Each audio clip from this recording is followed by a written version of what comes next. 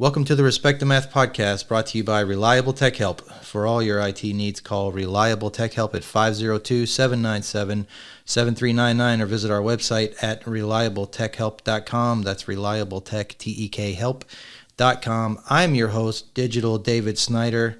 Here at the Respect the Math podcast, we talk about everything from technology to business, science, popular culture, and more.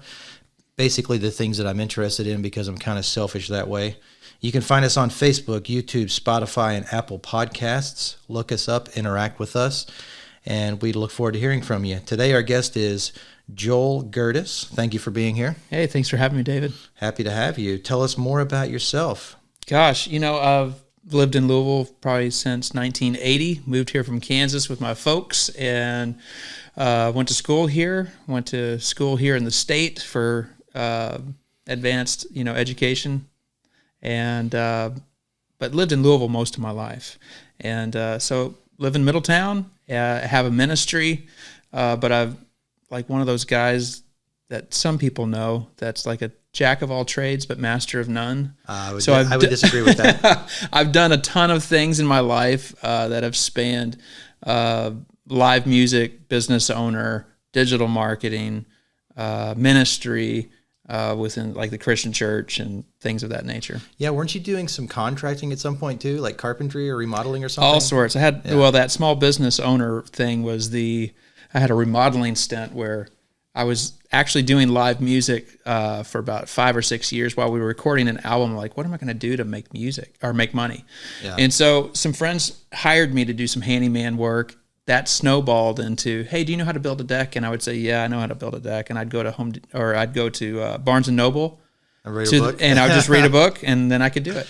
So if I could see it, I can do it. Yeah, there's many reasons why I've admired you for a long time. We went to the same high school, J-Town High School, right? That's right. I'm 97. Were you 95? I was 93. 93. Okay. Yeah. So we were almost contemporaries. You're an amazing musician, one of the kindest people I've ever known. Thank you. I've always admired you. You got me into, I think we met around 97, 98 when I started going to Southeast Christian Church with Dave Batts. Mm-hmm. And you were a big part of that. And the music that you played and the passion that you had for people and for caring for people, and obviously your ministry and your faith always inspired me. And you're the main reason that I got into wanting to learn how to play guitar and learn more about music. So that's really cool. So thank you for that. That's awesome. And we've known each other for a long time. You went to Western Kentucky, is that correct? That's right. Yeah, and you got a degree in. It was interesting. I started out as a double major with religion and philosophy, and then after we got into the metaphysics stuff, I was like, I don't have time for this to argue whether or not we're actually here. Yeah. It just didn't appeal to me. So I was like, I loved some of the professors within the philosophy department, but I was like, I need to switch. So I ended up doing religious studies, but it had to pick up a minor to complete my degree and picked up geography just because I like places. Yeah. Yeah. I didn't know the philosophy part because that's what my degree is. Yeah, I know. Oh, yeah. Wow. Interesting. Yeah. Okay. Yeah. I couldn't hang with it though. Well, I think intellectually you easily could have, but you didn't see the practical application when it came to devoting all these hours and money towards arguing whether this microphone actually exists. Is it really or not. here, or is it just because I'm thinking it? Right. Is. Yeah. Collective consciousness, right? I think, therefore it is, that kind of stuff. Yeah. It takes weirdos like me to see that through and actually get a degree in philosophy. But I've recently become reacquainted with the philosophy department at U of L. Oh, cool. I donated them some money. They got me on some type of a email list for alumni and hit me up for some money, and I was happy to do it. Yeah. And you would have think I hung the moon because the chair of the department, well, he was the interim chair at the time. They've got a new chair now, but he was so impressed and told me all the things that this, what I thought was a fairly small donation, was going to do for the department. And so now I've had lunch with the new chair, the previous interim chair, and another professor, and I'm going to be involved. Oh, that's awesome. We might even work out an internship at Reliable Tech Help with some of the students that are looking beyond their philosophy education and maybe going to business, entrepreneurship, or technology. Yeah. Which is very exciting. So that's awesome. Yeah, I got off on a bit of a tangent there. But the main reason you're here today is to talk about worship fully. Tell us about that. Yeah, so it was, the past 10 years of my life were largely dedicated to like digital marketing. I worked for an agency for about 7 years, and then I worked exclusively for two gentlemen that started a leadership platform. and I was with them for about 3 years, and it's fun because I got to meet with C-level people and Fortune 500 companies, and I'm like, I told you I had been building decks, 5 years prior to that digital marketing run. So I'm scratching my head, like, how did I get here? Like sometimes, life just kind of throws curveballs, but if you just go with it, you're like, I have no idea how I got here because I'm sitting down and doing interviews. I told you, like with Tom Brady and just really interesting corporate people too, like Jamie Dimon and Indra Nooyi. And but I was like, I knew it was time to make a shift. Not everybody has this intuition inside of them. Well, let me correct that. I think everybody has this intuition inside of them. Not everybody's tuned into it in the way where they're like, okay, I feel like some people may call it the universe leading them. I call it God leading me. But moving you to, there's a thing that you're made to do, and you're trying to align to it with the right timing, with the right people. Sometimes we try to do things too soon. It wasn't the season for it. But I knew it was the season for me to jump out of what I had been doing with podcasting and digital marketing and that chapter of my life. It was time to move into this new thing. This new thing was basically me starting a ministry called Worship Fully. And you can go to worshipfully.org if you want to learn more about my ministry, if we don't cover it here today. But it was big leap of faith. That's, entrepreneurs, same thing. Big leap of faith. You're like, I think I can do this thing. But even for me, I didn't even know what it was when I started, which is very strange. There's this story in Genesis in the Bible about this guy named Abraham, and God taps him on the shoulders, like, basically, you're going to be my guy. I'm going to do amazing things through you. And he has this phrase in there. It says, go to the land I will show you.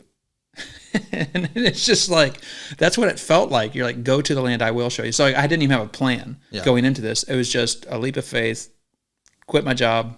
And intuition, and didn't even know how income would come my way. And so instead of trying to figure it out, I was just I felt like I was supposed to relax, wait, just kind of see how things shaked out. I'd been really impacted years before around some teaching, around meditation, around prayer, about teaching people just how to connect more intimately with God. So I was like, obviously that impacted me. I can teach that stuff, but I think whatever this thing is going, this entity, this organization, this nonprofit that I felt like I was supposed to start, I feel like it's going to be a year or two before I know what it is. And it was true. It took me about a year to stumble upon some teaching, some content that absolutely transformed my life around what in the Christian church they call sonship, which is when God sent Jesus to die on a cross for people's sins. A lot of the Christian church has this belief that it means it's just debt repayment, like there's some sort of debt, we call that sin, and that had to be canceled out. But that's where a lot of the church stops. They stop right there, and they don't understand that, like, what is often relayed in Scripture in the New Testament, where it talks about you're invited into this thing called sonship. So sonship is the person of Christ being added to you, not just your debt erased, but then the whole person of who he is in character, nature, qualitatively who he is, the relationship that Jesus had with the Father, we have with the Father.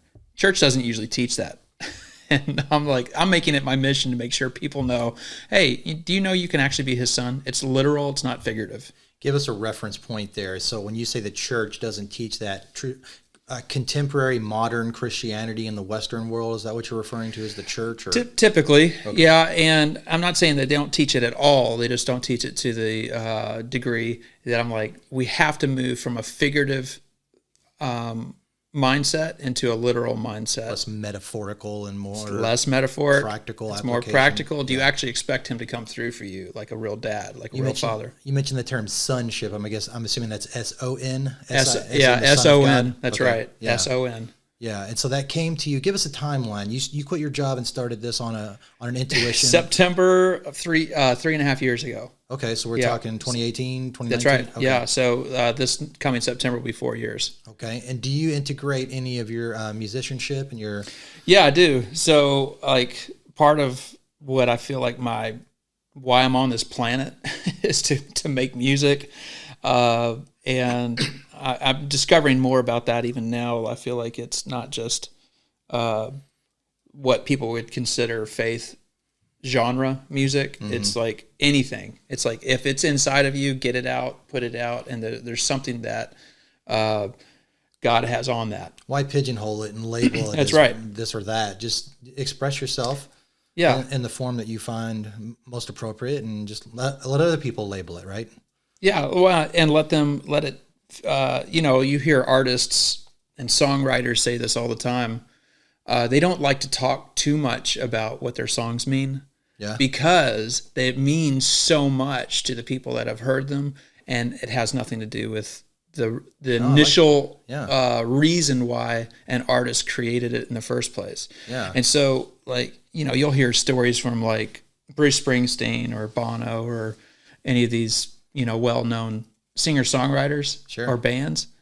And a lot of those songs have become soundtracks for people's healing, and life. Yeah. Or I lost 40 pounds running on the treadmill. I lost 40 pounds. Or I was suicidal and I didn't because I heard this song. Like Collective Soul had that one song where it's like, I step to the edge, I see the world below. I can't remember. And The World I Know. The World I Know. And it's like, how many people heard that song? Or Runaway. I've heard it, never even thought about it like that. Yeah, and it's like, I know a lot of people's lives have been changed just by music that they hear just every day on any sort of radio station, Yeah, and I would assume... any genre. I would assume you've impacted people's lives, too, through your music. I have, yeah. And it's awesome when you get to hear those stories and you get some of that feedback, because it really does, like, there's purpose behind this. It's not just novelty or ego, or just me kind of putting some stuff out there because I want to be seen. Yeah. It's like, it's being used in a way that I could not have predicted. Yeah. And so, it's definitely part of this new iteration that God's got me in right now as far as my ministry. And it can mean different things to different people, right? That's right. Yeah. That's great. Yep. So how do we interact with Worship Fully? It's worshipfully.org. That's right. Worshipfully.org. I have joelgerdis.com. It's basically a mirror site, and it hasn't been updated in a long time. Okay. So I just always suggest going to worshipfully.org. Okay. And you're a nonprofit, so I'm assuming contributions are welcome. They are welcome. Yeah. When I first started, it's interesting. I don't know if anybody can, if you can have any experiences like this, but there was a gentleman in July 10 years ago that said, "Hey, have you ever heard of George Mueller?" I'm like, "No, I've never heard of George Mueller." I'm at a birthday party for my nephew, and he's like, "Hey, I'll get you a few books on him sometime." And well, it's 2 days later, one of my friends, he lands at the airport here in Louisville, calls me. It's 10 o'clock or 9 o'clock at night. He goes, "Hey, I'm coming straight to your house. I need to give you something." And this is a different friend 2 days later after this birthday party. And what does he hand me? A book about George Mueller. And then I read it, and it's all about this guy that lived in the 1800s, early 1800s. He was from Germany, grew up but lived in Bristol, England, and he felt like he was supposed to start an orphanage. And he only had one rule with God, and the rule that he had was, don't tell anybody anything you need. Just pray about it. Oh. So his philosophy and his agreement, this internal agreement he had with God, was like, I'm not going to publicize, I'm not going to fundraise. I'll have ways that people can give, but I'm not going to tell anybody what I need. Yeah. And that way he could prove, this is totally you coming through because you know exactly what we need. Well, he ended up having like 80,000 documented answered prayers over the course of his life, for provision. And at one point he had like 2,500 orphans in his care and millions of dollars worth of real estate that had been donated, but also had to be upkept. And so that's 10 years ago. So 2 weeks following somebody giving me that book, I run into another guy. He goes, "Hey, I know we don't really know each other, but I feel like I'm supposed to ask you about, do you know George Mueller?" Wow. I'm like, wow. And then then it happened again, and it happened again, and it happened again with strangers, and it happened again. It happened 15, 20 times. Wow. And I'm like, I get it. I get it, God. What time frame? A few months or weeks? Or this is all within a 2.5 month period. Wow. And so you're like, that's called synchronicity, right? When you start seeing, like, wow, you start tying the synchronicities together in your life. I had a lunch meeting with a friend a couple days ago. He's just like called me out of the blue. I hadn't talked to him in 5 years. And I'm learning how to look for those now, where I'm like, from my digital marketing background, I could come up with a plan for your business to grow using social media, Google, all the search engines, all the paid ad platforms that are out there, all the digital techniques, blogging, SEO, all of it. I could come up with a plan. Yeah. Or I could meet with them for, a couple hours and we just talk. And I listen for synchronicities because I'm looking for where is there a path of ease. That's different. So it's like I met with this guy 2 days ago, a buddy of mine, and he's an artist and he's trying to figure out how to monetize something creative that he's come up with. And so in the course of our conversation, I had written down some names of people and some organizations here in town that I thought we should contact. Out of his mouth, he said 2 of those organizations. 2 of the 3. And then I didn't say anything to him. Then he would go to his office, and then on his office, he had created some custom work for one of these other organizations as well. I'd mentioned this other name. The guy calls me while I'm in this meeting with this friend. The guy that I had written down his name, like we need to talk, and he called me. This guy, his father-in-law owns a company around the corner, and that's one of the names of that he dropped. And I'm like, okay, there's it was overloaded with synchronicity. I'm like, and I don't have to go to the other 10 that I wrote down. I only need to go to these ones that are coming up. So I love the title of your podcast. Well, thank you. I love it. Because I'm thinking it means something to me, like the lyrics mean something different to other people. Yeah. It meant something different to me because it's like respect the math. Yeah. So now you start seeing synchronicity's math. Sure. Fibonacci code everywhere. Yeah. It's math, right? It's like you just start seeing, because it's not just math for math's sake. I think the math that we see everywhere begs a mathematician. You know what I mean? A master mathematician. So that's like my relationship with God. I'm kind of like, I just see him everywhere, at work everywhere. And so a big part of what I do in a ministry is I'm supposed to help people wake up to the synchronicities, to the math, or other people call it spirit, but it's math. It's also math. It's always, you're like, it's everywhere. Yeah. But it's not, I'm trying to figure out how to phrase this. It's not purely academic. It's not just academic. Yeah. There's a personality behind it. Yeah. You know what I mean? Sure. Yeah. So, and the more I stare at that, the more I engage with other cultures and traditions around the world. Yeah. And I start seeing the similarities of some of the things that we're saying and doing and the tools that they have. I'm like, okay, I want to dive into those tools. That's great. Because there's just more. There's just always more. And there's a new way that you can live on this planet that doesn't just look like what you can touch, taste, smell, and feel. Because I believe we have spirits, we have souls, and with those, like a radio can pick up a frequency, you can pick up frequency. Yeah. Right? So that's what I'm doing with the synchronicities. It's like I'm trying to pick up these frequencies that are trying to make us aware of them. Yeah, there's some really great things you touched on in there. I took some notes. The first one, are you familiar with Brian Greene? He's one of the more well-known theoretical physicists. I've heard of him. He did The Elegant Universe, The Fabric of the Cosmos on PBS and all that. He said one day on Twitter, he said, imagine how many coincidences we don't notice. Yeah. You know what I'm saying? Because we're not living consciously. We're not tuned into that. Yeah. We're not looking for it. That's but right. It's like, we're so happy when we say, like you gave an example earlier, so-and-so said, read this book, and then a day later, so-and-so said, read the same book. Think about, we get excited, like, oh, there's that connection between those two. Those connections are all around us. We are swimming, like you said, in synchronicity, connectedness, interconnectedness. So I wanted to mention that. The second thing that came to mind was the book The Secret. I'm sure you're familiar with that, right? The Law of Attraction. I have a lot of people ask me about that. Yeah. They're like, okay, is that real? I'm like, absolutely it's real. It's just that with that, you can pursue those synchronicities and not take into account the personality behind it. So you're just self-serving. Does it work? Oh yeah, you can.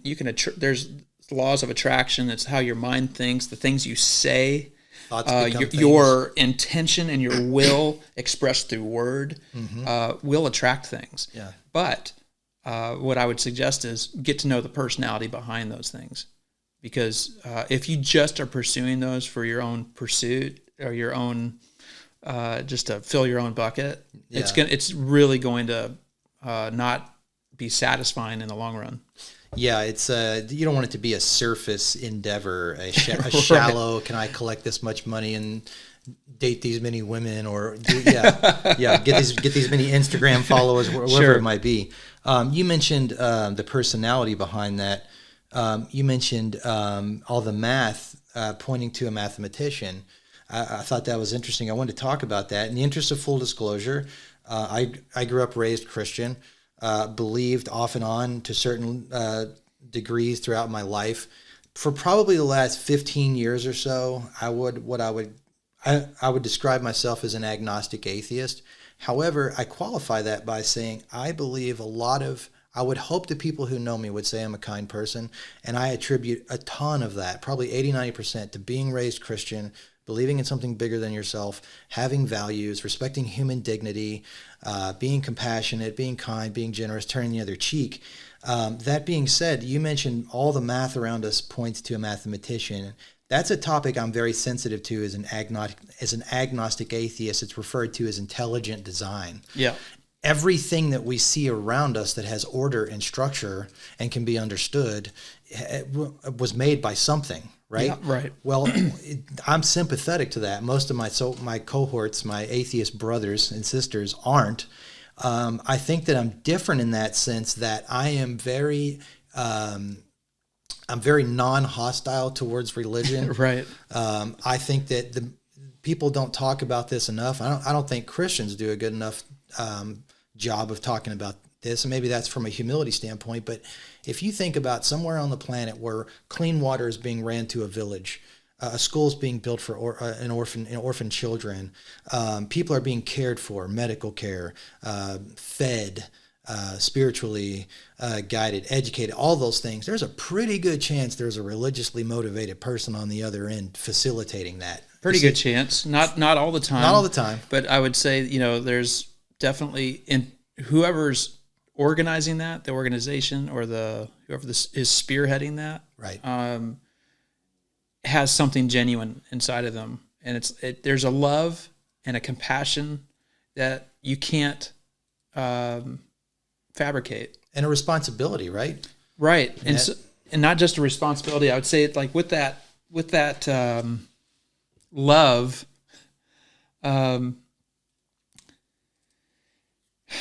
This would be a little controversial, but Christianity doesn't own the market on love, right? And so God is love, and God loves everybody, and so if you have love in your heart, it's from Him, and it's a lot of Christians would say, well, there's all truth in the Bible. I go, no, I think the Bible's true, but it doesn't contain all truth, and Jesus said, I am the way, the truth, and the life. It's bigger than the text. You know what I mean? It's bigger than that. And so there's things that we can learn from and from other cultures. And I think it always points back to the reality of God. I do. But like you were saying, like the philanthropic activities, education, care. I heard this guy say the other day, God's most concerned about bringing justice and righteousness on the earth, but it's not your justice and your righteousness. So, but he said, but if you look for things that are trying to make the world a better place, their aim is literally to feed, clothe, shelter, give medicine, medical care, you name it. Protection. Yes. All of those things together, he goes, you'll never see those things not funded. They always get funded. Why do they always get funded? And he said, look at the billionaires around the world today. What are they doing? Why are they billionaires? Are they Christians? Not necessarily, but God's always going to fund the thing that's bringing justice on the earth. That was his perspective. And I'm like, oh, that's a really cool perspective, because you're like, okay, you're thinking about things that make this world a better place. Are you wanting to make this world a better place? Are you like just focusing on your neighborhood, or your own family, and just being like, I'm going to do something that's going to impact somebody positively and creates less pain, removes pain, or, problems, fear, protection, like you had mentioned. You are, in my opinion, one of the finest examples of a true Christian. To be Christian, in my opinion, is to be Christ-like. Christ loved everyone. He had deliberately sought out the people whose society had casted aside, criminals, the sick. Right. The least of these. The least of these, right? Yeah. That's the exact, I couldn't have worded it any better. You're an example of that, because you might have some religious, political views that some people might disagree with, and I might even disagree with you on some of these things. We don't have to get into politics, but the thing I've never doubted about someone like you is you believe the ultimate mission, if you don't accomplish anything else, is to be compassionate and kind towards other people.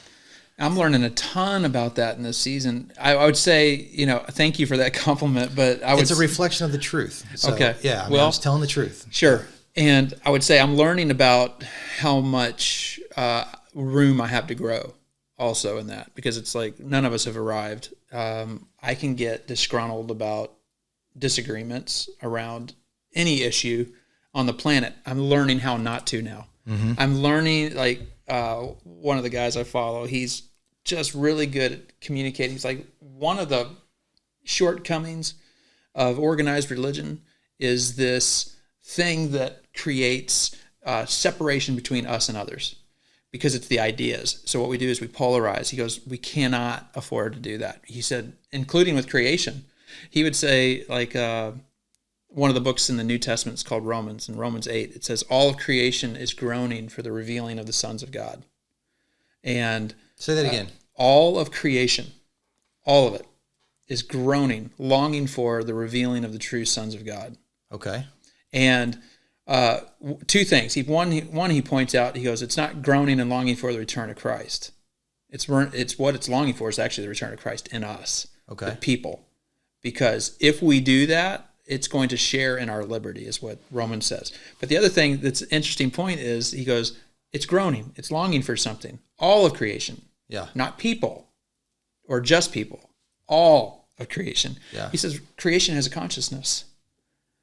And so with that knowledge, I go back to, we can't be disconnected. And as a lot of times in faith movements, faith or denominations or whatever, it's like we separate from each other just based on ideas, like what we call doctrines, in the church. Sure. But it's just ideas, and we get so upset that we can't agree on these things that we remove friendship from each other. Yeah. But it's deeper than that. It's like we remove our whole self from them, and it's a separateness. And so this guy would say, we've got to now learn how to engage everybody, see the Christ in everyone, and that doesn't mean everybody's following Christ, but there's this spirit inside of each person, where he said his biggest strength is learning to see the glory in each person. Every person he encounters. This guy, he's like the biggest giver at the Buddhist temple around the corner. He goes and serves the kids there, but he's a Christian pastor. Yeah. And he's meeting with Hindus, and he's meeting with Muslims, and he's meeting with atheists and agnostics, and of course Christians too. But he's like, the whole point is for us to engage in a way where, like, do you actually feel like you're my friend, or am I a project to you? Yeah. Just trying to get me to think like you. And you've always walked that fine line so eloquently, I've thought, of being in touch with the secular world, right? Whether it's either popular culture or politics, but also your music, right? Because you play some secular music, you play some worship music and things like that. But you've always walked that fine line so well, I thought. You're not relatable if you're only in the religious realm. You know what I'm saying? Right. You're not relatable if you're only in the secular realm. You have to, at the end of the day, if your mission is to reach as many people as you can, connect with them, extend some decency, humanity, compassion, kindness, generosity, whatever it might be, you've got to be able to kind of step in and out of, those various worlds. Yeah. If that's your ultimate goal, which I'm assuming it is for most. And I would say it's like your mind changes, and it's not various worlds. It's one world. It really is. Right? And because we're one people, and we're one creation. And so it's hard for, I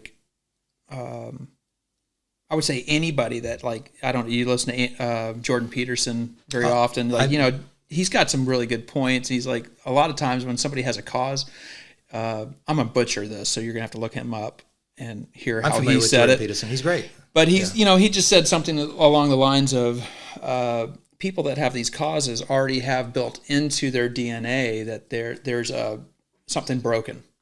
And there's really good causes out there. But I'm like saying, like, maybe it's something around like these intellectual ideas that where there might be disagreements. He goes, we're right, you're wrong. And because of that, it's polarizing. Absolutely. Because it's baked into it.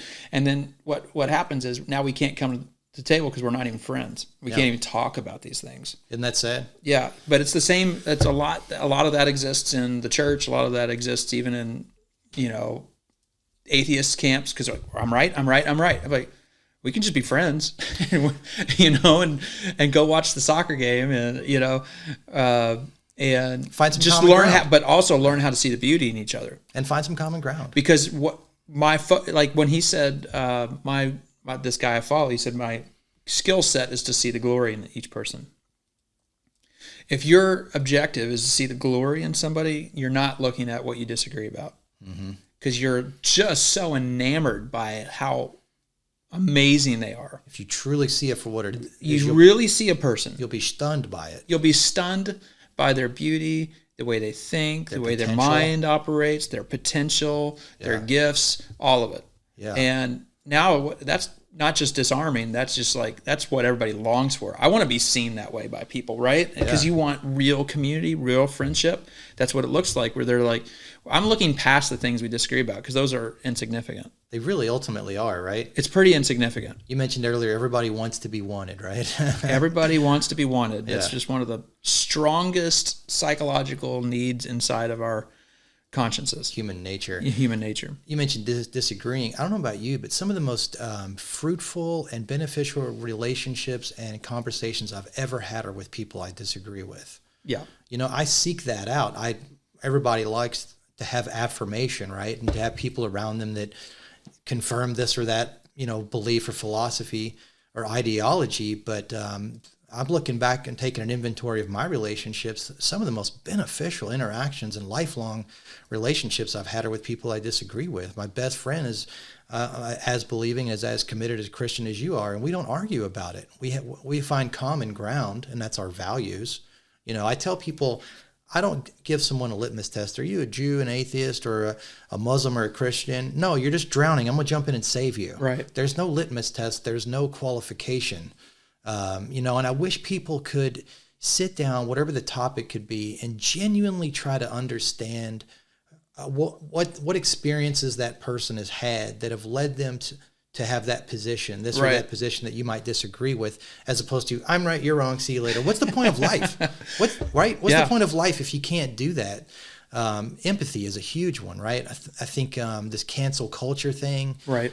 You can erase an entire lifetime of someone being a good person because they made an insensitive joke or comment or something. I'm not defending that, but do we have to ruin someone's entire life? You know what I'm saying? And smear all the good things they may or may not have done because of one insensitive thing. Gosh, if everybody heard the insensitive things I've said in my lifetime, haven't we all I'm done. Exactly. I'm finished. Just one of them, right? That's right. All it would take is one. Right. Haven't we all done or thought or said something that we're ashamed of and we regret? Sure. And to think that we would be judged by the totality of our everything we've done by one or two bad moments or whatever it might be selectively, I think is concerning. I want to go back to the law of attraction because I have a theory that if you're Muslim, if you're an atheist, Christian, whatever it might be, I think there are certain things there's two things I think people want from life in this order: happiness and success. And I think the people that I observe that I think are achieving both of those have things in common. For example, when you're a Christian, you pray, right? Prayer is huge, right? It's a way to connect with God. It's a intimate, personal connection. There's prayer. You can ask for something, or you can just say, "Hey, God, how can I be a better Christian? How can I be a better person?" It's very personal, very integral part of being a Christian, a believer in general too. Muslims pray, Jews pray, all that. I think that one of the reasons, from an atheist standpoint, that's effective is it gives people a sense of purpose, that knowing there's something bigger out there that they can connect with and relate to and ask for help, right? That's a very, it's a very, very delicate position to put yourself in. You're vulnerable was the word I was looking for. I happen to think the same people who might, instead of prayer, meditate a lot are accomplishing the same thing. They're intentional, right? When you're praying, you're intentional. You have a purpose, a topic. You're asking for help. You're asking for understanding, grace, all that kind of stuff. I tend to think that the people who are doing that and becoming happy and successful as related to that, as it relates to that, it's because there's an underlying science, a math, so to speak, that can explain that. Can you comment on that? Yeah, that's a lot to unpack, but you said happiness and success. There's some people's around the world, their definition of success is probably far different than what it is for us in the United States. Theirs is, did I get a meal today? Yeah. Third world problems. Third world problems, and we have first world problems. So it's which car should I take to work today? Which car should I take? Oh, I know. Yeah. What a bummer. Yeah. Or I got a flat tire. I guess I'll take my other car to work. You're like, wow, you have two cars. Okay. You have a car. Yeah, you have a car. Yeah. I don't know if there's an exact equation. I go back to the justice and righteousness thing. I do know if your heart is centered on certain things that the heart of God is centered on, I believe that there's an emotional payoff that is just hardwired into how we're made. You're made to make things better. You're made to cultivate. You're made to protect. You're made to do these things in God's nature, my perspective. And then as you do that, there's an emotional payoff, which feels like success, feels like happiness, feels like these things.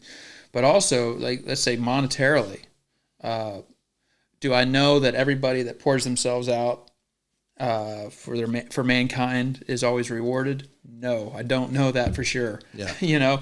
I do know, and from my experience, the more I put myself in a place where I'm like, okay, my will and my intention when I'm praying, like, I feel like God knows my needs. I'm talking to him about my needs.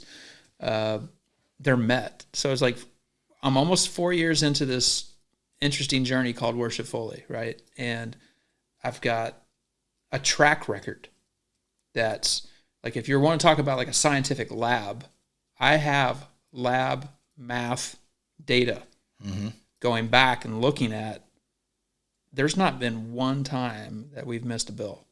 I don't know how, except to say he's good. God's good. Both the bills that come along with running a nonprofit and your personal bills from an income standpoint? Our family. Excellent. All of the above. And so I know statistically or mathematically, I look at that stuff and I look at, can I create a case? If I was in a courtroom, could I create a case for the decisions I've made that have me where I'm at, and then look at how finances have played out? I could make a really strong case, Give us that case. So, don't just tease in November, I had open heart surgery, and it was totally out of the blue. Didn't expect that. Just, mid 40s and pretty healthy most of my life, and very healthy most of my life, and thought I had double pneumonia back in July of last year. And it just lingered and lingered and lingered. Finally saw a specialist. He said, your heart's failing. You have a valve that needs to be repaired. So anyway, I get that repaired, and there's some medical bills that come with a surgery of that magnitude. We're talking six figures? Yeah. And it just all got taken care of. Really? And so a mixture of course, the health plan that we're a part of, but also just people coming together and just saying, hey, we saw what's going on. We want to help out with that. And just everything gets taken care of. But how did that make you feel? How did that reinforce? Because you had to deal with both the why is this happening to my heart on one side, and the other one is this outpouring of support. Right. How to talk about that? Man, if you feel when I first started the ministry, you go through a shift where you're like, okay, I'm dependent upon God, and I have to be able to learn how to receive, which is very difficult for most people because their pride won't let them. Especially a man. It's his job to provide, not to receive. I think traditionally. I think my personality is just uniquely. God knew I was ready up for the task of doing this, just because of my personality. I can get over that stuff a lot easier. Somebody's like the physical aspect of the physical aspect of receiving funds from somebody else. Okay. Right. Okay. Yeah. Because it's hard for some people to do that. It is. But mathematically, like the whole spectrum, there's like I'm one that believes there's more than the what we see in the physical, right? And like I think the quantum realm is like opening that up to new dialogues, like what's happening. I believe it's all spiritual, but it's all math, but it's all quantum. It's all the same. You're gonna regret mentioning the Q word. We're gonna come back to that. We're gonna come back to that, and you're gonna be the one that has to probably walk us through most of that because I don't know too much about it. But like the idea that there's more, right? So the way that God's provided for me, I would use the term miraculously or supernaturally. It comes out of another place, metaphysically, right? It comes from somewhere else. Yeah. Whether it's Him moving hearts of strangers that I've never met before, and they sow into me. So we use that word "sow" like financially, like people give you money. It's just a Christian term. Sorry. Yeah. But seed investing. But also like things like. If you read about like the life of Jesus, you're like, okay, he's pretty extraordinary. You read the stories about him healing people. I love those stories. So I'm like, okay, is that real? I don't know. I'm gonna investigate it. And then I'm like, well, that's cool. Jesus did it. Can I do it? And because he said I could in the scripture, it says you can if you believe. I'm like, okay, I don't know if I believe, but I'm gonna try to believe and help me believe. And like last Sunday, I was at 2 Sundays ago. I was in Shelbyville, Kentucky, at a recovery program. We had asked people. I go, who in here has pain in their body? 5 hands go up. We pray for 5 people. All 5 of them left pain free. I'm like, right. So you're like, okay, that's tangible, verifiable. You can go back. We can talk to these people and say, okay, did this really happen? What was your pain level at the point? I always ask, what's your pain level? Because I want a quantifiable. They're in their body. They're the only ones that know about it. So it's like I love these things where you come out the other side with tangible data. Now, has everybody I've ever prayed for gotten healed? No. I had to go through heart surgery. I've prayed for people that needed to go through heart surgery and they were healed and I wasn't. Now, you could have offense with that. Be like, what's the deal, God? What's up with that? But you're like, no, it's like, you just start seeing everything working together and you're like, who am I can't judge anyone. Yeah. I know he knows what's up and what's good for me. And I've just felt like I was supposed to go through that. Yeah. But going back to the math, being like, some of this stuff is fun because you're like, and I meet people all the time like, that's a bunch of bogus. Healing's bogus. This is bogus. I'm like, well, that's okay. I don't have to convince you. Maybe to them it is, right? And to them it is. Yeah. But the person that got healed on Sunday, they believe, and that's fine. But I'm not here to convince everybody. I don't have to get into a debate or like apologetics and try to convince somebody through words or crafty language. I'm like, if you don't want to believe in that, that's fine. You're not going to change my opinion once you've seen it. It's like getting in an argument with Neil Armstrong about what gravity on the moon's like. Yeah. Like, have you been to the moon? No, but he has. And so stop arguing with him about it. Right. Yeah.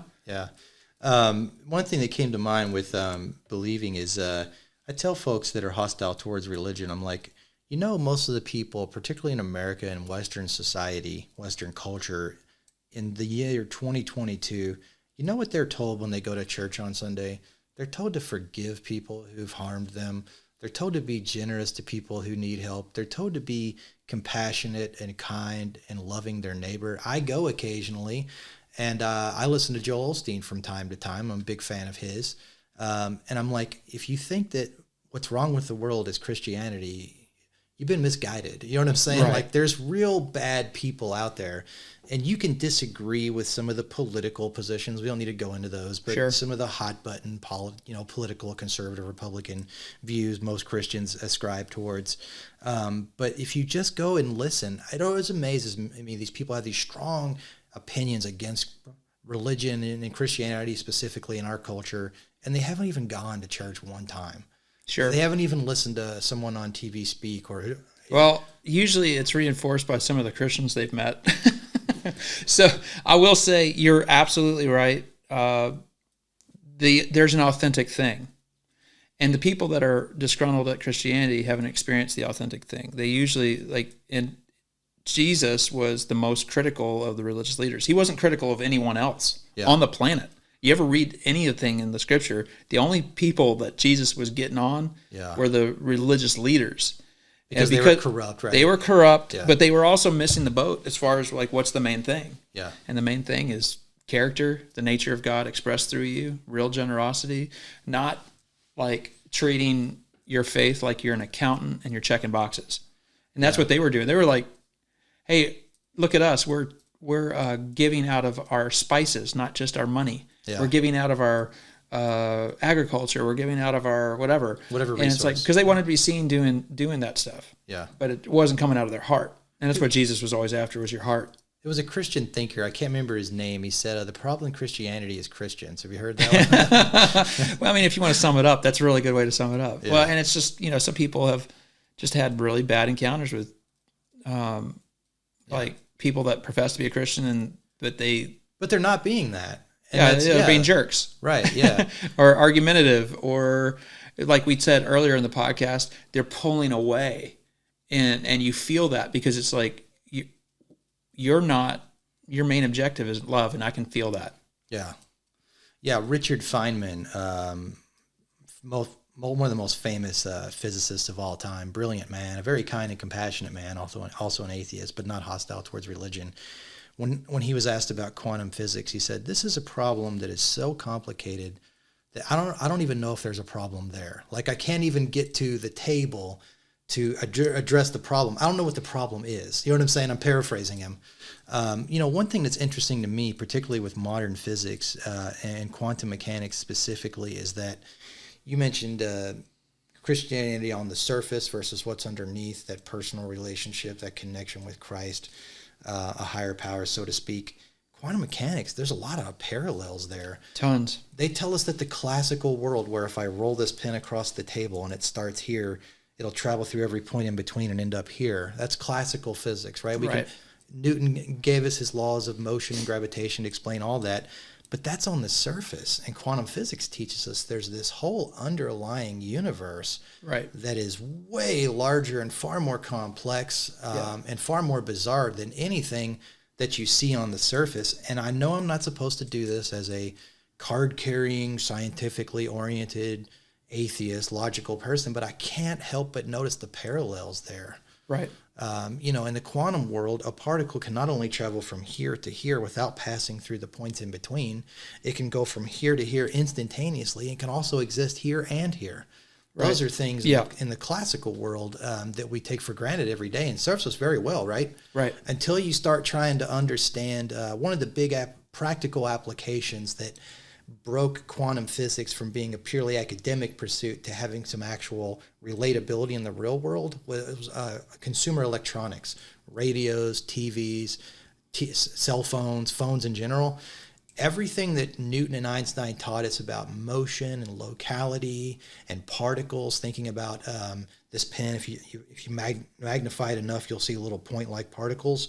All that stuff works great for 99% of our everyday life, right? Right. You can drive. It's the macro. Yeah, exactly. When you start doing that, when you start asking an electron to travel a certain path through a circuit to either give you a 0 or a 1 to help you computate some value and ultimately have calculators, computers, more sophisticated things, that doesn't work.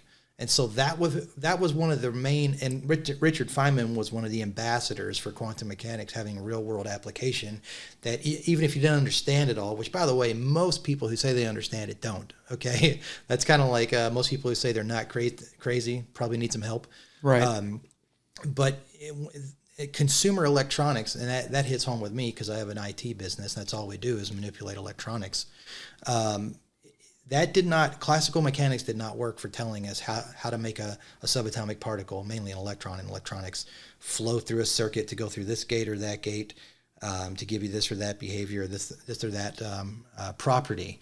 And quantum mechanics does. If someone flipped a switch and turned quantum mechanics off, everything we're doing right now would stop working. The lights would go off, The sound, we'd have no audio coming through our headphones. The video you see on the feed, none of that stuff would work.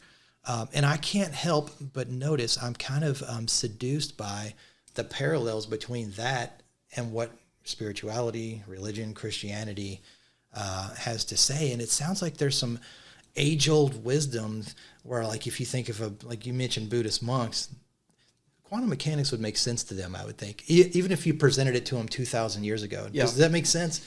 Because they're like, as much as everything we sense and perceive seems so real, right? It's ultimately not. The classical world that we take for granted every day is just one possibility on an entire spectrum of what a quantum, you know what I'm saying? I don't know if I ever showed you this. I've got it. I'll show you this video later, but I'll describe it now, which is I was taking part in this course online where there's probably 1,000 other participants all over the world.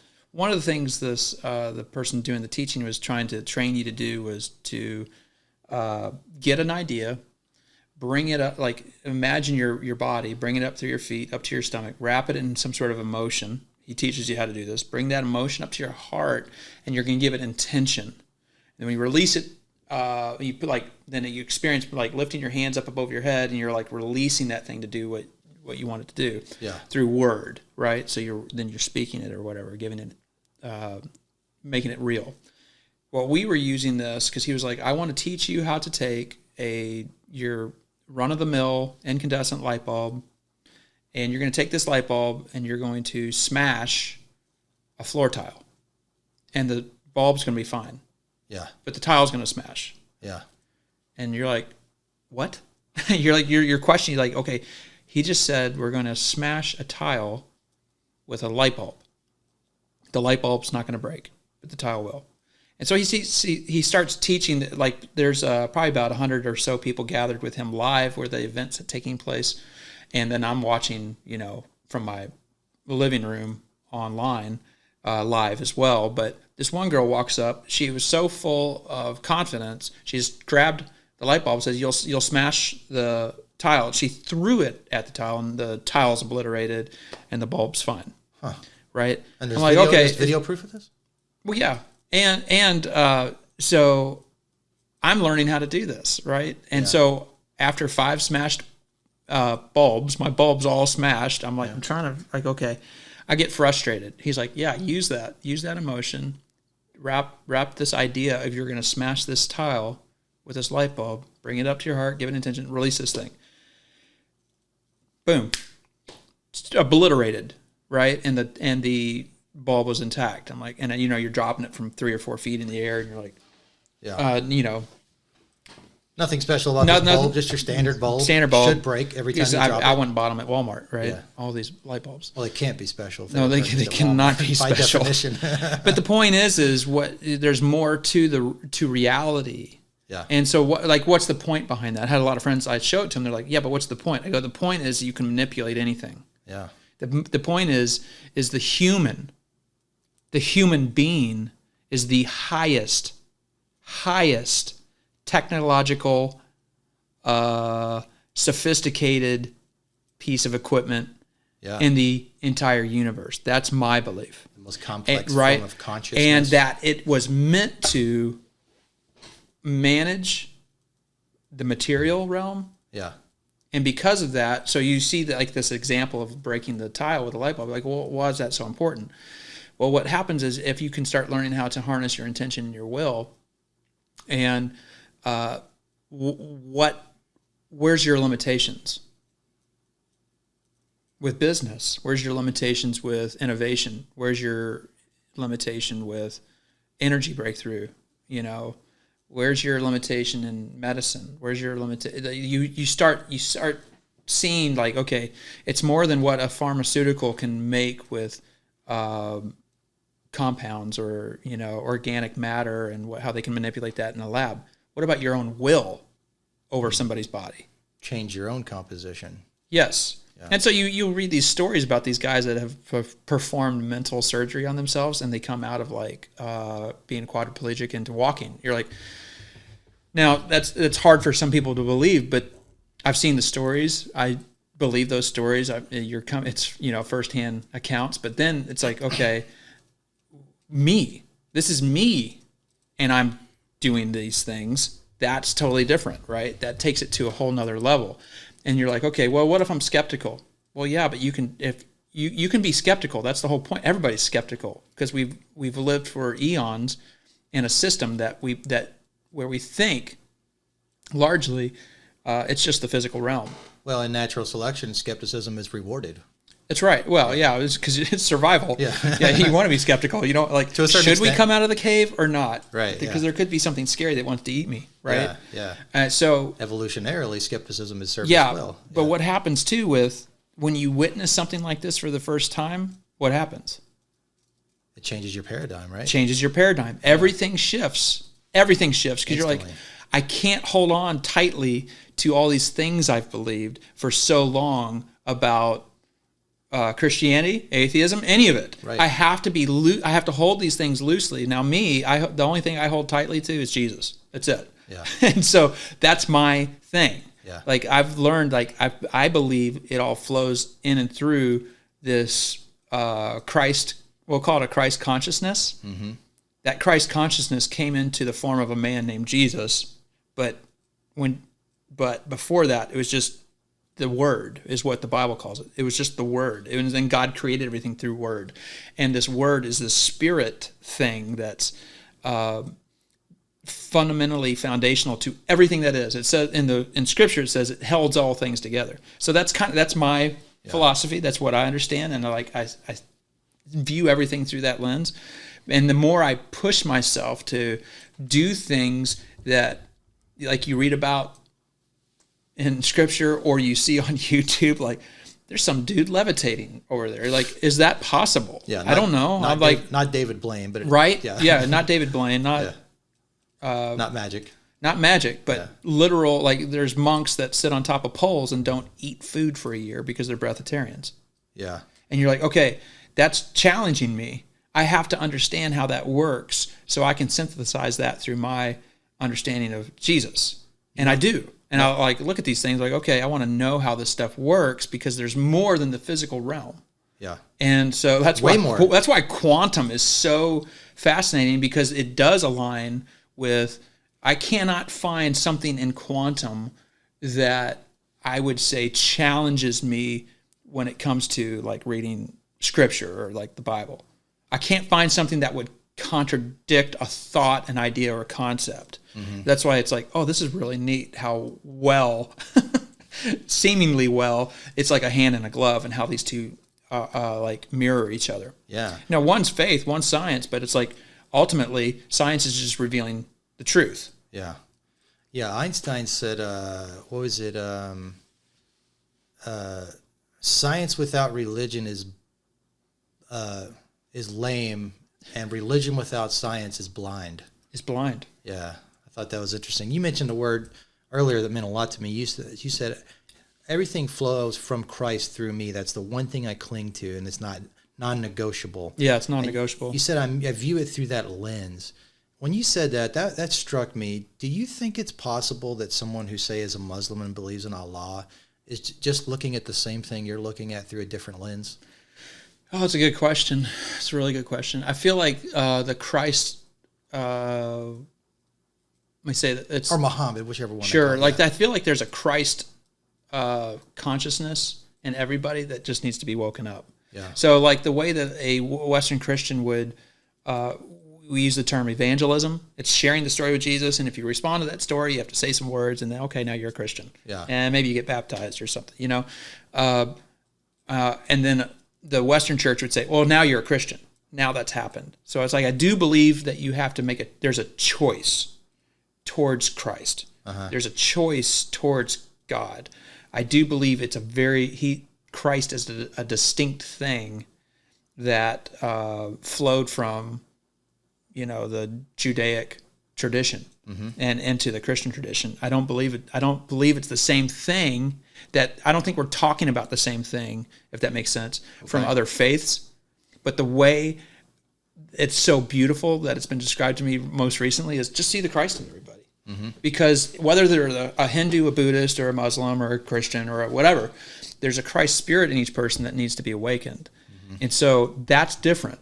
And it's different because now I'm not separating myself from everybody just because we have different ideologies or we have different, thoughts and about the spiritual realm or the visible realm. It doesn't matter. Yeah. Because I'm just looking for the glory again.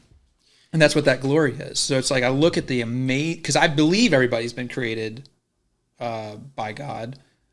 That means I should have the highest esteem for every person I ever get the honor of talking to. Everybody. Personal dignity. They're not even dignity, just being like seeing humanity. A Mona Lisa, like being like, but we're blind to it because we're living unconsciously because we don't see the world through that lens. Yeah, you're a Van Gogh, you're a Rembrandt, you know what I mean? Sure. Yeah. One thing I wanted to clarify for those people that are listening, I know some people get scared when you toss around the word atheism and agnosticism. I want to make a few points. For me, I think the world is by and large a much better place because of religion.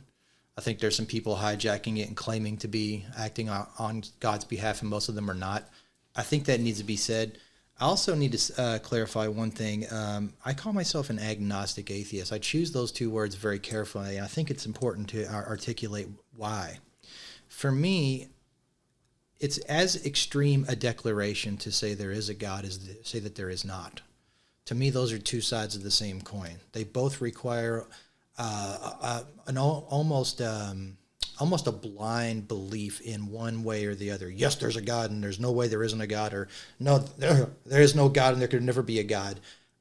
To me, those are equally large leaps that I can't make and have my intellectual integrity intact. You know what I'm saying? I say this, and I mean this sincerely. Everything that you say and you believe in could be true. I believe that. It's very possible, okay? It's one of many possibilities that as someone who's philosophically oriented will hopefully be open-minded enough to acknowledge. I don't think there's enough of that. And the other thing is agnosticism for me means there's one answer I can give you that I'm absolutely certain of. And you know what that is? I don't know. And I don't even know if I could say I'm absolutely certain of that, in all honesty. That's the one statement I can make with the most conviction and the most, I feel that is the most honest answer and the most honest reflection of who I am as a person, is that I don't know. God could be real. Jesus could be his son. God could be a Buddha or Allah or Muhammad or whoever it might be. And I think that's an important distinction to be made.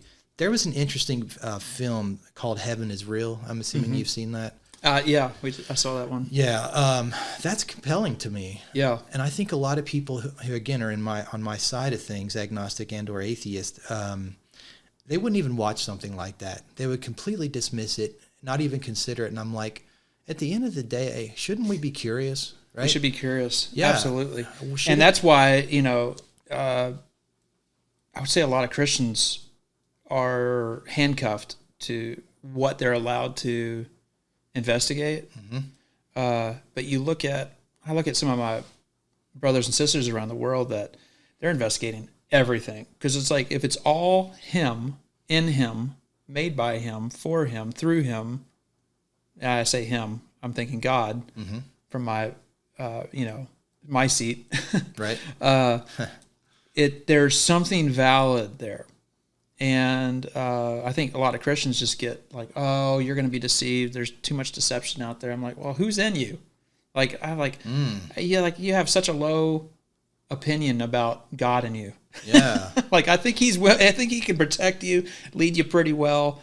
Yeah. They're insecure. There's an insecurity there. So it's like the people that I've been really encouraged by are the ones that are actually engaging other leaders of other faiths, mm-hmm. and people that are rock stars of Buddhist monks that are putting their hand over flame, right? And mm-hmm. they can hold it there for an hour and they won't be burned, mm-hmm. right? Why? What have they done? They've meditated for 30 or 40 years and they've just emptied themselves of ego. And so fire isn't fire. Mm-hmm. It's they're innocent to it. And because there's an innocence with them, this is a total sidebar, but it's because there's innocence there, they're not burned by that. Now, they're not so this guy that's studying under these guys talks about this. He goes, I'm trying to alchemize the same thing. I'm trying to learn how to do that, except I'm trying to do it through Christ, so I don't have to do 30 years of meditation. And he says, I sit right next to him, and I'm learning how to do this, and I'm able to do it.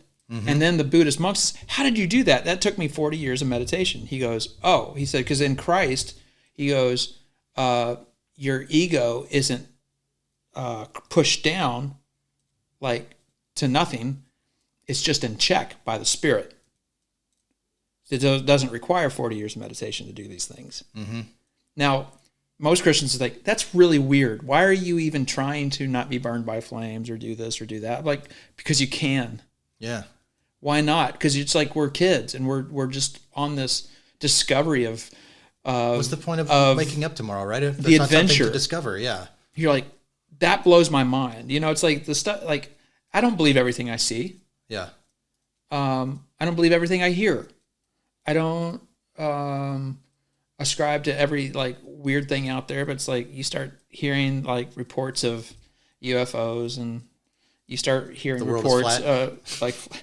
Did you know that flat earthers have members all over the globe? They are real and they are powerful and they are fierce. There's millions of them. No, I saw this meme. It says, we have members all over the globe.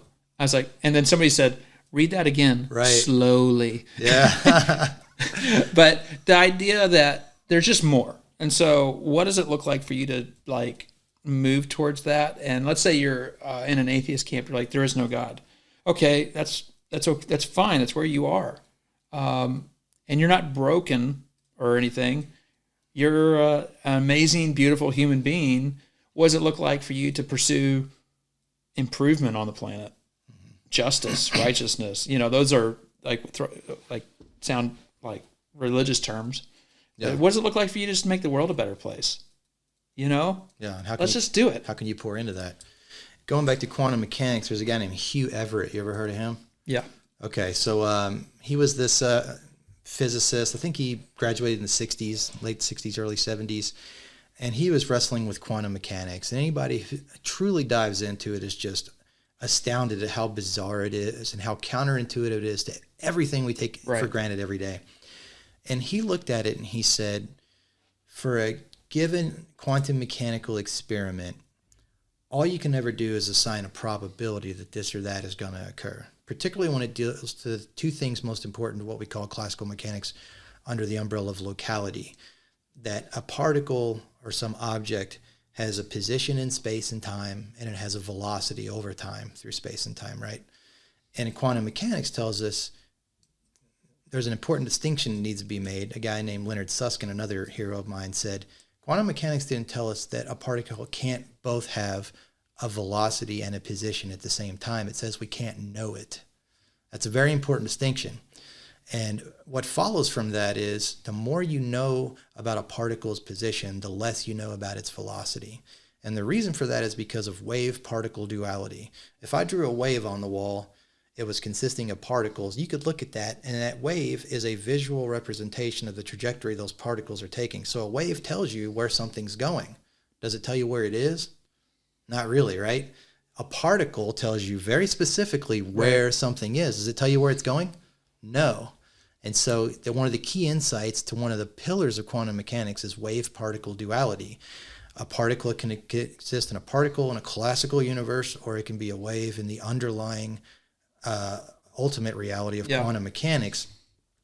And Hugh Everett said, well, if in any given scenario I can only assign a probability that this or that will occur, then from a certain standpoint, all possibilities are equally real, right? In the sense that you can't rule them out. You can't say, all you can say is there's a probability this or that.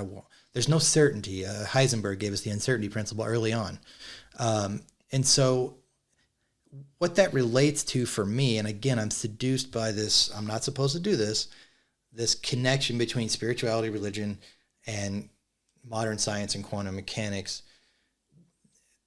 What comes out of that from Hugh Everett is the multiverse. He says that in any given scenario where there's a quantum outcome that can occur, you can't rule out any of them as being completely impossible, even if their probability is as close to near zero as you can comprehend. He said it must be the case then that every time that happens, there's a universe created for each of those possible outcomes. And that's where we got the term the multiverse from. Yeah. When you were talking earlier about spirituality and connection with God, that triggered that idea in my mind. And I'm thinking to myself, and it also, when you explore the concept of the multiverse, the word infinity becomes very important. Because if there's an infinite number of universes, it not only means that there's a Joel out there doing something slightly different in a different universe, right? It means that there's an infinite number of Joels out there doing an infinite number. Wild. Yeah. It's a wild concept. Yeah. You look at like mathematical fractals. Absolutely. Right? Have you seen those where like you zoom in and you zoom in, you zoom in, you zoom in, and it's basically the same image with the same branches forever, right? And it just goes, you're like, okay, respect the math. Yeah. Going back to your podcast name, like respect this, because if you don't, that goes back to, I can't say I know, but I can't say that I do know everything, right? And so I'm in a position where you're asking me really respectful questions like, well, yeah, but what do you think about this? Or what do you think a Muslim's praying to Allah? Is he praying to the same entity or whatever? I'm like, no, but that's okay. It's like, but there is this Christ spirit in everybody is how I see it, right? This level but and I'm doing that by faith, but also some of that is measurable data from my life lived. Yeah. Experiences I've had, not just intellectual, like digging into some words on pages and trying to argue through it. Like, no, this is what I think because of some spiritual intuition I have. That's different. And so going back to like even like the slit test, I guess. The double slit test. The double slit test. One of the cornerstones of quantum mechanics. One of the cornerstones, and just being like, okay, what's the difference here? Why did this have a different outcome than all of our other tests? And what was their intuition immediately said the only thing that was different was there weren't people here to observe it. Not even necessarily people, just a material interaction. Or an expected outcome. Or because you're observing it as, I don't know. You know more about that than I do, but it's so fascinating because it's like at the center of all of that is people. Complexity and order, and that's why I'm sympathetic to the idea of intelligent design. Right. And a lot of people on my side of things would just say, well, religion asks some very profound, deep questions that, as passionate as I am about science cannot answer. Right. And a lot of people on my side of things don't even entertain that idea. I can't answer why everything else I've ever learned about or interacted with has order was made by something else. What's more ordered than the universe? Right. I can't answer that question. I just say I can. I'm honest about it, and I think more people should be. I'm very sympathetic to the idea of intelligent design. It's probably outside of just accepting that everything came from nothing, which is hard, right? Intelligent. I'm sympathetic to that idea, and I think that's why I have one of the reasons I have a special place in my heart for spirituality and religion. Yeah. So it's like going back. This might sound like a really simple elementary example. So if you're out there and you're into quantum and you're really, really smart, forgive me. But I heard somebody say this one time. It's like just statistically, the things that have to be right for life to be on, to exist on Earth. Statistically, the fine tuning, and you've heard of all of this stuff. Yeah. But statistically, it's the same statistics as a tornado going through a junkyard and assembling a Corvette that runs. Mm-hmm. You know what I mean? So it's like all the raw materials there, and chaos came, and it just created this thing that we call a Corvette, or just a working car. Like it's just a bunch of parts, but the storm, the chaos created that. It's a serious question. Yeah, it's a serious question. And so for me, it's like I don't dwell on that a lot. I don't think about that a lot. I think it's hard for me to think of this coming out of chaos when it's like there's fingerprints everywhere. Like just like think mathematical sequences like the Fibonacci. Which is purely abstract. There's no proof that it's real, but it's present in things like how flowers are built and that kind of thing. Yeah. I was going to mention I will just retort on that before we segment or segue to a different topic. The physicists would say, well, there's two possible answers for the something coming or everything coming out of nothing. The first one is if there's an infinite number of universes and there's an infinite amount of time, just like if you shuffle a deck enough of cards, you'll eventually run into the same sequence again. The idea being that if the universe is infinitely large and there's an infinite amount of time, this, which seems completely fine-tuned and probabilistically very unlikely, is one of many combinations. And as you play it out over time, you smear it across time in multiple universes or infinite universes, you get this. That's one answer. And then the other one is that the universe itself, without being a multiverse, is also large enough to where there's one planet hospitable to life. Right. This outcome would occur. That's a profound question. I want to wrap things up here. Yep. We like to talk towards the end of our show about the nonprofit that we started called See Good to Be Good. I love getting people like yourself who've been professionally successful and more importantly, personally are giving back to their community. That's your job. Actually, there's no distinction there. Right. Your personal. My life is just like looking for opportunities to give. Yeah, talk about that. How can people contribute to your mission to worship fully? What do you bring to the table, and how do you attribute your personal beliefs, your spiritual convictions, and all that into a responsibility to help other people? Can you comment on that? Yeah. So Jesus was described as the Son of God, and then through faith in him, we're invited. It says in John, it says, all who believed in him and received him, he gave the right to become sons of God. Not born of a husband's will or the will of a man, but born of God. Direct like literally born of him. You're actually offspring. Yeah. So you mentioned this several times throughout the podcast, the word responsibility. A son of God has responsibility. Sons of God have responsibility. That's daughters and sons. Right. It's synonymous. Mm-hmm. It's a class of being. It's not gender. It's not gender related. It transcends all of it. And so there's responsibility there. And you read through Scripture. It's like I came to do this. I came to do this. I came to do this. So a lot of that stuff's justice stuff. It's like healing things, healing broken things, broken systems, not just people. Like okay, you look and there's a problem in the way governments run, go make it better, if that's your thing. Mm-hmm. But look for the synchronicities, make sure it's your thing. And don't just stop at criticism. Don't stop at criticism. In fact, don't even start with criticism. Yeah. Because you can go serve your ideological opponent. That's a wild thought. You can actually go serve them and make things better just by you being you and learning who that person is. Yeah. They can be a completely ideological opponent. Adversary. Yeah. And you can just go serve them. So as being I believe I'm a son of God. In Christ, you're a son. And so there's a responsibility there. So what my main goal is to wake people up to that, like that identity. We call it identity work, like who am I? And with that identity comes responsibility, but also a really cool set of tools that I believe are accessible for everybody on the planet. And because not everybody has 30 years to meditate. Is it amazing that Buddhists can do that? Yeah. And sit on a pole and meditate? Yeah. And not eat for a year or two? Yeah. Because they don't, and they learn how to get their sustenance through air.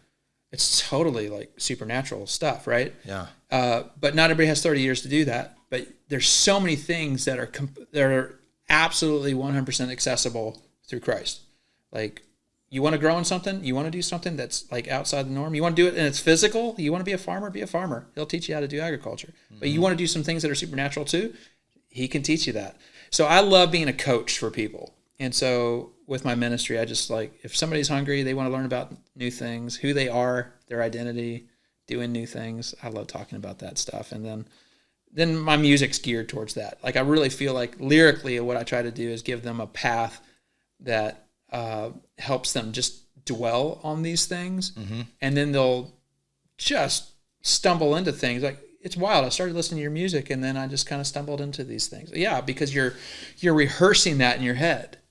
And so the same, like you said, you brought up the book, The Secret, like the idea of just bringing things to yourself. It's a spiritual law.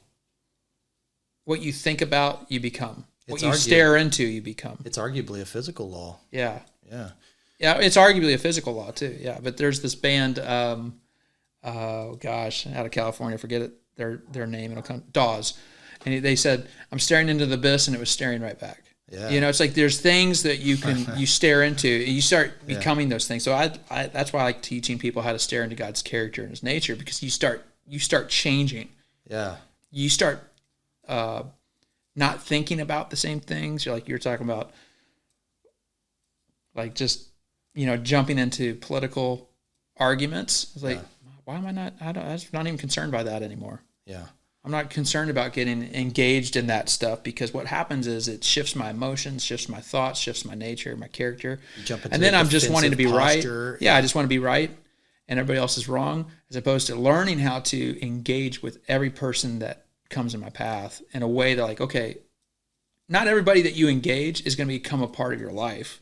It might just be a moment in time. It's a waitress at a restaurant, or it's a bank teller, or it's a checkout lane at the grocery. Yeah. But some people do.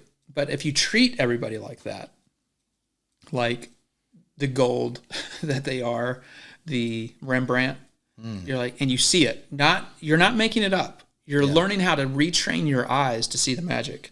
Yeah. You don't have time to ask them if they're a Democrat or Republican. You don't care. You're just standing in awe of their personal value and their worth through what you believe as a direct extension of That's right. God. You start slowing down. Yeah. You start seeing your thoughts. You stop judging. Yeah. You get into a posture of, I'm really wanting to take on the nature of love. How do because I can't make myself do that. Yeah.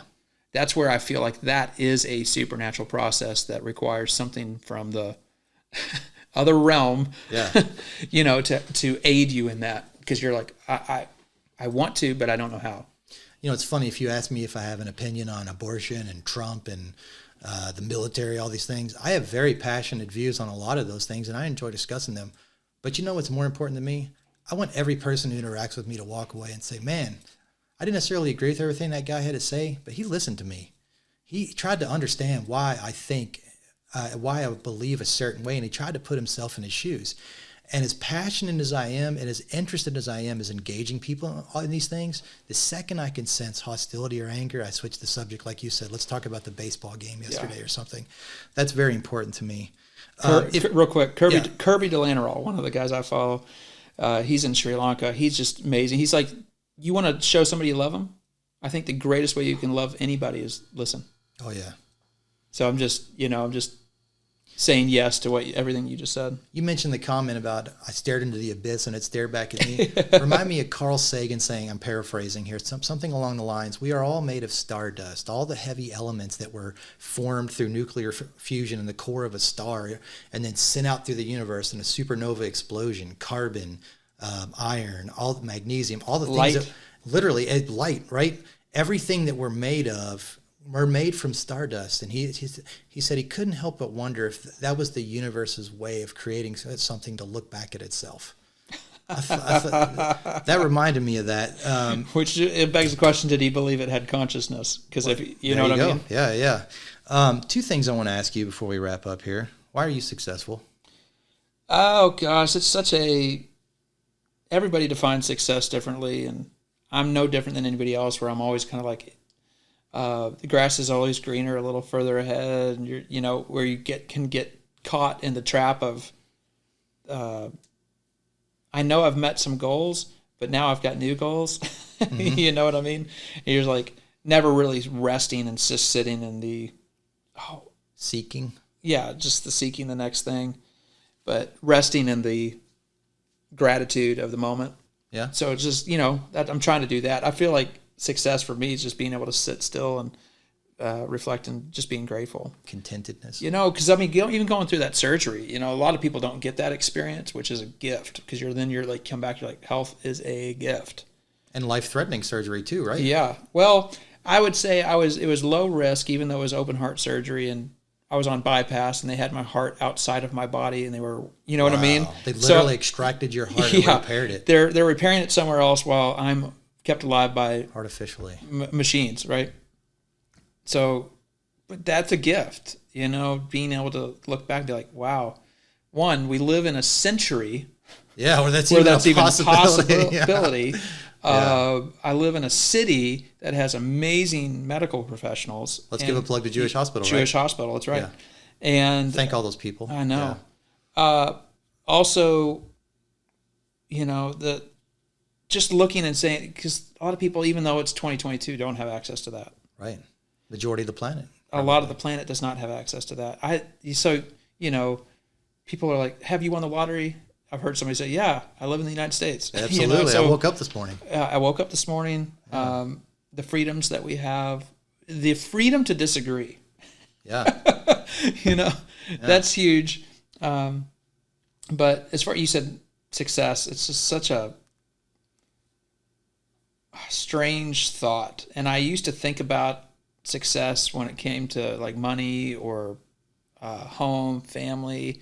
I definitely think family. The relationships you have make you richer and successful.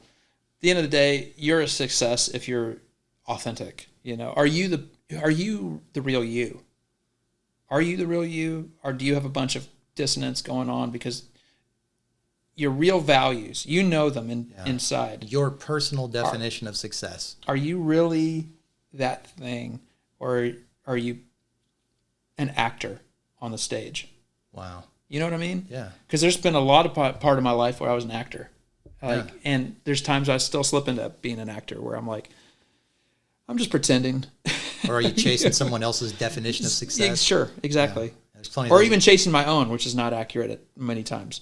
Because it's like I need to redefine that and go back to the basics, which is I believe there's more.